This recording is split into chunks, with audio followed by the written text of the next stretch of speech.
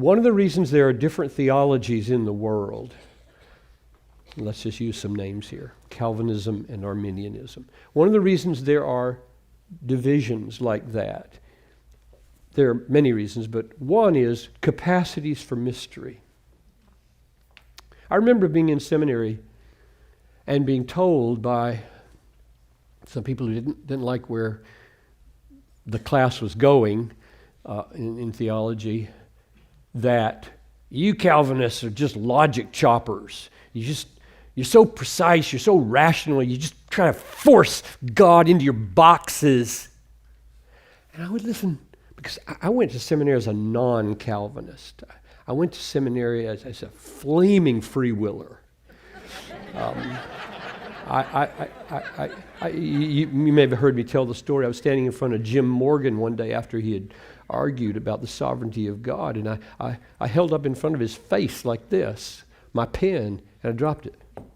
I said, I dropped it! Like that proved it. Like, I'm in charge. I have a will, for goodness sakes. Don't tell me God's in charge of that. I dropped it. Well, I changed before the end of that class. But that's where I came. That's where I came. I was that.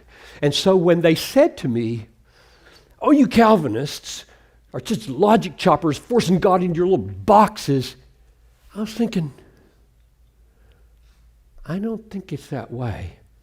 It looks to me like the Calvinists are asking me to believe imponderable mysteries, and the other group has their boxes. Don't want to offend anybody. Yeah, I do, but I don't want to alienate anybody. So let me illustrate with this email. What I mean is, everybody I have ever talked to about this who disagrees with me argues largely from it cannot be, and so the text can't mean that. Instead of saying the text sure look like they mean that, so it must be, and there's something wrong with my head. That's the way I think. I see what's in the text, and I say my head's the problem. It's too small, it's too self-centered, it's too something, but I'm the problem, not the Bible. Whereas others come and they have their convictions, like, if that were true, there'd be no free will. Ergo, it can't mean that. I say, that's a box. That's squeezing God in your free will box. It's never been my experience that the Calvinists are the logic choppers and the box fitters. It's that the Calvinists seem to be the people who see text and say, I don't get it, but there it is. It's just there. And I've got to bow. I don't even know what I'm going to do with this. I wept for a whole semester in college when I was 22 years old because my life was falling apart. My Sunday school theology was falling apart. And when your paradigms fall apart, it hurts. There's emotional terror almost inside that what you thought could be wrong.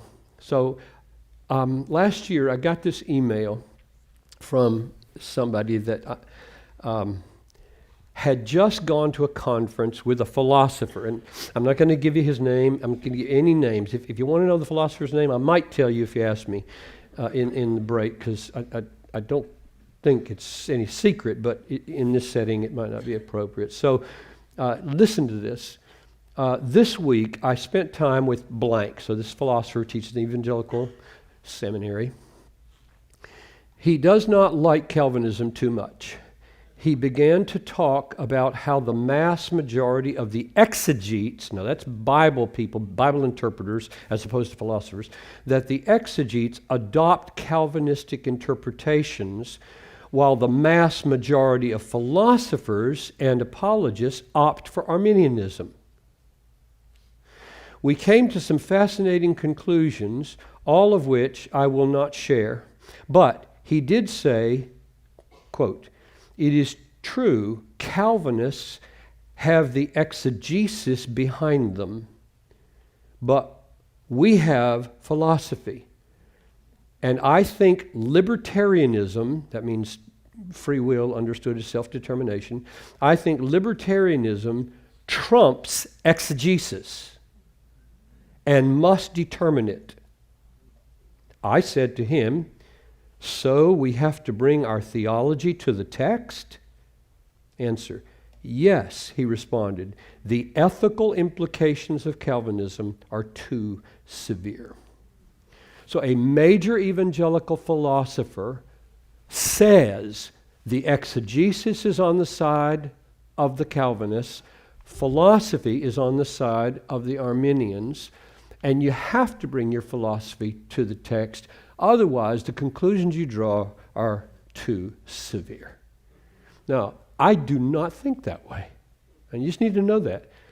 If I see something that feels too severe, I cry, I struggle, I may not preach it right away, I talk to people, I just try, God help me, please. I am not going to rise up over your word. I'm not going to rise up over your word and tell this book what it has to mean. I mean, that's what liberals have done forever. Picking and choosing from Jesus what teachings they like and what they don't, or picking from Ezekiel 16 what part you like and what part you don't. You know what happens if you do your theology that way? It's just a reflection of your culture, or your family, or yourself. It's not. Whereas there's a glorious freedom if you're willing to live with tension and live with mystery. There's a glorious freedom in just taking the Bible for what it, after very rigorous effort, is meaning. So that's my email. Now here's my story. I decided in I think it was 80, I wrote it down, 87. I could give you her name, or I have it right here. She still goes to my church. Her husband, I decided to preach a series on the minor prophets. And so I was going to do one sermon per prophet. And I did it. It's online somewhere. Everything I've ever said is online somewhere. And so I did it, and so the sermon in October of 1987 was on Malachi. And I said, now what am I going to say about Malachi? Got one sermon for the whole book, 4 chapters. And I put in the bulletin chapter 1, verses 1 to 5. Because I do believe it does set up the book to understand the whole book. So I knew I'm going to preach a message that has in it the sentence, Jacob, I loved you, so I hated it, and it's going to be hard. I've been there 7 years at this church. All the changes theologically and ecclesiologically have not happened that I wanted to happen. So I got a lot of people out there not on board with where I am.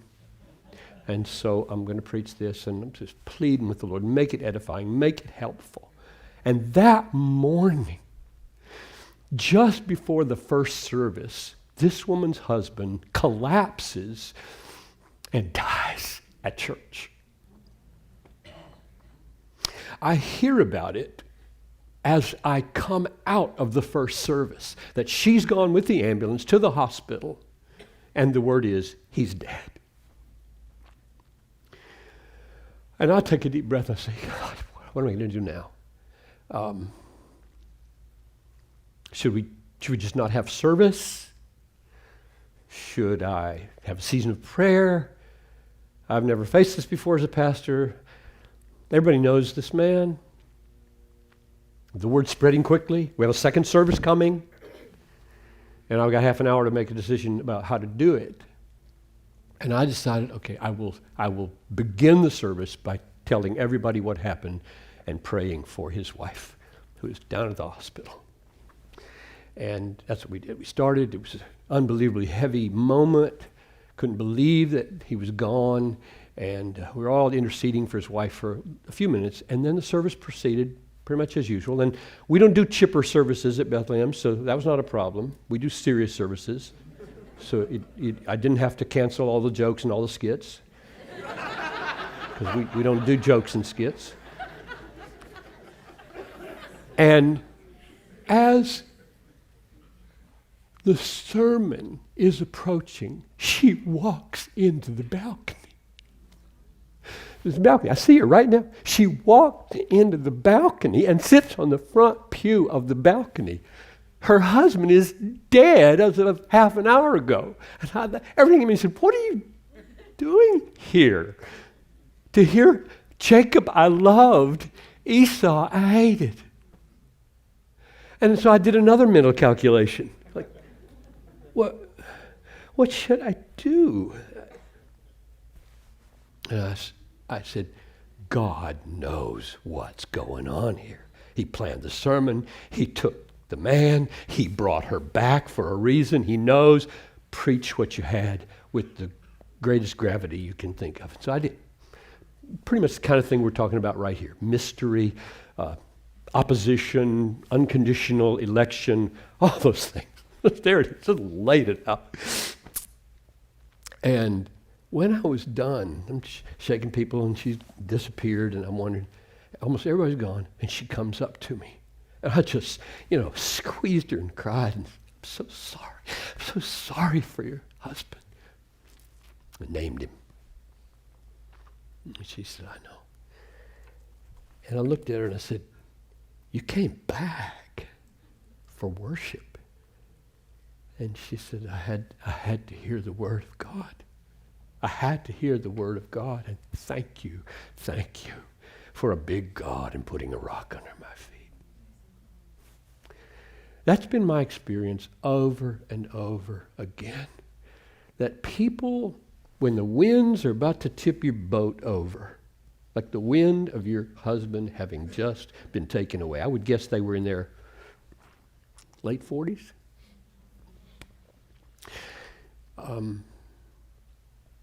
You need ballast in your boat. That's what I was trying to say last night, that sometimes it's just the bigness of a great and mysterious and weighty God that is a place to stand.